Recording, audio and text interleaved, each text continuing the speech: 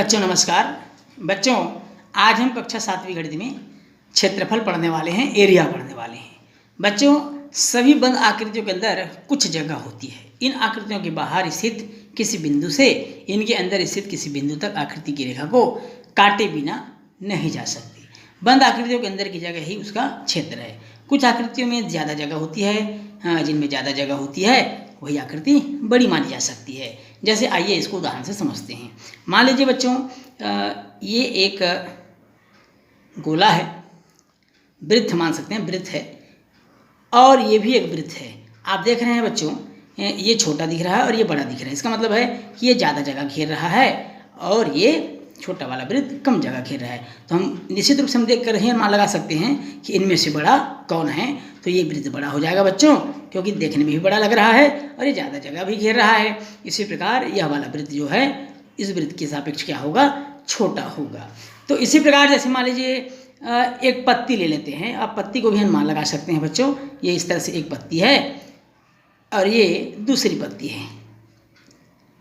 देख कर ही समझ सकते हैं कौन सी पत्ती बड़ी और छोटी है। तो आपको दिमाग में आएगा कि भाई ये निश्चित रूप से ये वाली पत्ती बड़ी है, क्योंकि इस पत्ती से ज़्यादा जगह घेर रहा है। मान लीजिए अगर हम ये इस तरह से आयत दिया हो और दोनों आयत हो और लग रहा है कि इनमें से कौन बड़ा है, तो हम देख कर अनुमान लगा सकते हैं कि जो ज़्यादा जगह घेर रहा है इस पृष्ठ पर वो ज़्यादा बड़ा होगा, अर्थात ये बड़ा होगा बच्चों और ये छोटा होगा। तो इस तरह से हम उनके घेरे हुए जगह के आधार पर ही हम अनुमान लगा सकते हैं कि कौन सा आकृति बड़ा है और कौन सा छोटा है।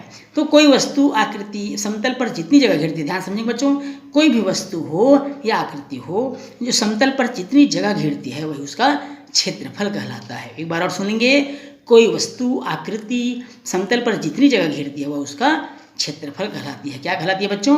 क्षेत्रफल। और यही क्षेत्रफल आज हमारा विषय भी है और यही हम पढ़ेंगे। जैसे मान लीजिए बच्चों ये आकृति आपको क्या लग रहा है, ये आयत है।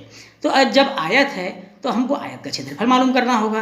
तो आयत का क्षेत्रफल के लिए हम एक फार्मूला लगाएंगे बच्चों, जिसको हम बोलेंगे लंबाई गुणित चौड़ाई। लंबाई गुणित चौड़ाई, लंबाई का चौड़ाई से गुणा कर दीजिए बच्चों, हम इस आयत का क्षेत्रफल निकाल सकते हैं, आयताकार आकृति का क्षेत्रफल निकाल सकते हैं बच्चों। इसी प्रकार यदि आकृति वर्गाकार होती, कैसी होती बच्चों? वर्गाकार। वर्गाकार मतलब जिसकी सभी भुजाएं बराबर होती है। और अगर आकृति वर्गाकार होती तो इस आकृति का हमको क्षेत्रफल मालूम करना होता। तो हम कैसे मालूम करते? तो इसके लिए हम सूत्र लगाते बच्चों, भुजा गुणित भुजा। भुजा गुणित भुजा, या हम इसको लिख सकते हैं बच्चों भुजा का वर्ग। क्या लिख सकते हैं? भुजा का वर्ग। और इस फार्मूले से हम इसका क्षेत्रफल मालूम कर सकते हैं बच्चों। आइए एक प्रश्न पर विचार करते हैं। एक आयत जिसकी लंबाई 6 सेंटीमीटर और चौड़ाई 3 सेंटीमीटर है, प्रत्येक भुजा पर 1-1 सेंटीमीटर की दूरी पर लंबाई और चौड़ाई की ओर बांटना है आपको।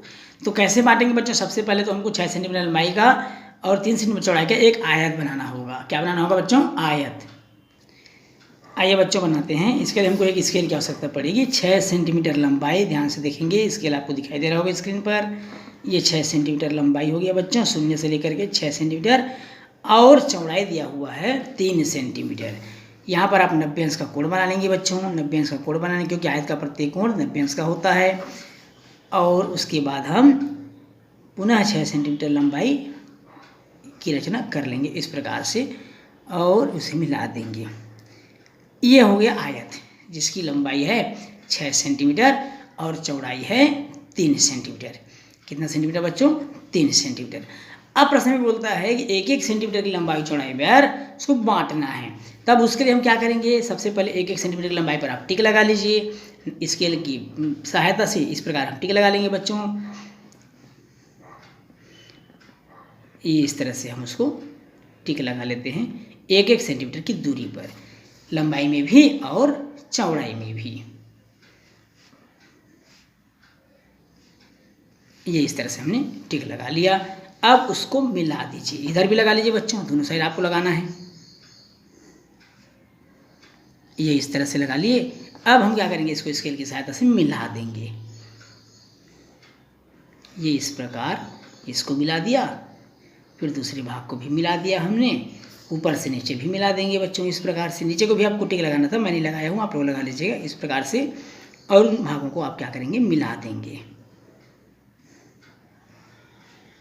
ये इस तरह से बच्चों आपको 1-1 सेंटीमीटर की दूरी पर नाप करके स्केल की सहायता से आपको मिलाना है और उसको बांटना है। तो इस प्रकार हम बांट सकते हैं। बहुत सिंपल है बच्चों।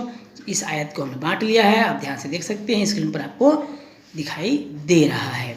चलिए बच्चों चलते हैं अब वर्गाकार भाग को कैसे बांटते हैं। प्रश्न है बच्चों 4 सेंटीमीटर गुणित 4 सेंटीमीटर, ध्यान से बच्चों 4 सेंटीमीटर गुणित 4 सेंटीमीटर भुजा वाले वर्ग को 1 सेंटीमीटर गुणित 1 सेंटीमीटर वाले वर्गों में आपको बांटना है। किस वर्ग में बांटना है बच्चों? 1 सेंटीमीटर गुणित 1 सेंटीमीटर। इसके लिए भी क्या करना है बच्चों? आप स्केल का मदद लेंगे और स्केल की सहायता से आप लंबाई और चौड़ाई बना लेंगे, क्योंकि लंबाई और चौड़ाई बराबर है 4-4 सेंटीमीटर का। इस स्केल में आप देखेंगे बच्चों, ये आपको दिख रहा है, स्क्रीन पर देख पा रहे हैं, ये यहाँ तक 4 सेंटीमीटर हो जाता है बच्चों। ये इस तरह से लंबाई में आप बनाएंगे और इसी प्रकार इस तरह से चौड़ाई में भी 4 सेंटीमीटर बनाएंगे, क्योंकि इसके भी प्रत्येक कोण 90 अंश के होते हैं। इसलिए आप पहले एक लाइन खींच करके एक सरल रेखा इस प्रकार खींच लेंगे और सरल रेखा खींचने के बाद उसमें 90 अंश का कोण बना करके एक वर्ग का निर्माण करेंगे, जिसकी लंबाई और चौड़ाई 4-4 सेंटीमीटर होगी। और उसके बाद 1-1 सेंटीमीटर में, जैसे इसके पहले कि हमने आयत में बांटा था, 1-1 सेंटीमीटर पर आपको छोटे छोटे डॉट्स लगा लेना है और उसको आपस में मिला देंगे। मिलाने के पश्चात आपको इस प्रकार की आकृति प्राप्त हो जाएगी। तो इस प्रकार आप 4 सेंटीमीटर गुणित 4 सेंटीमीटर के वर्ग को भी 1-1 सेंटीमीटर के छोटे छोटे वर्गों में आप बांट सकते हैं, समान वर्गों में बांट सकते हैं। इसके लिए हमको आवश्यकता पड़ेगी एक स्केल की, और स्केल की सहायता से हम ऐसा कार्य कर सकते हैं।